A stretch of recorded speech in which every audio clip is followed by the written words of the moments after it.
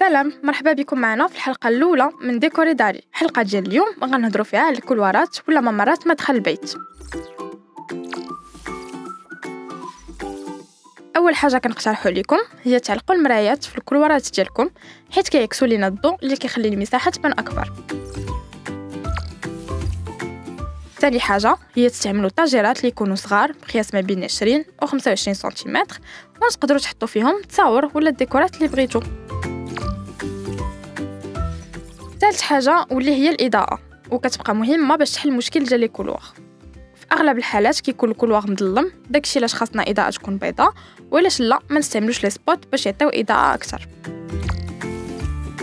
بالنسبة للتريات كيبقى لكم الاختيار، ماشي من الضروري تكون تريه تقليديه بحال اللي كتكون في الصالون ولا البيوت، المهم يكون الشكل ديالها يخلي الإضاءة تخرج واضحة.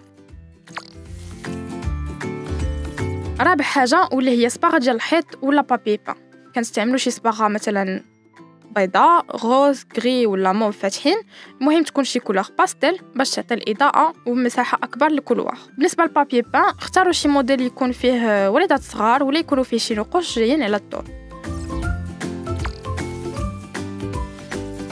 وفي الاخير زيدوا شي زربيه دائريه ولا مستطيله في الوسط ديال الكولوار ولا موكد من الداخل ديال الكولوار حتى للخارج ديالو، باش هكا يعطي دفء وجماليه للدار. وعلاش لا زيدوا حتى ديكورات ديال النباتات اللي كيزينوا البيت وكيزيدوا من الجماليه ديالو. تابوناو معنا باش تفرجوا في الحلقه الجايه ديال ديكوري داري مع افي ديكو.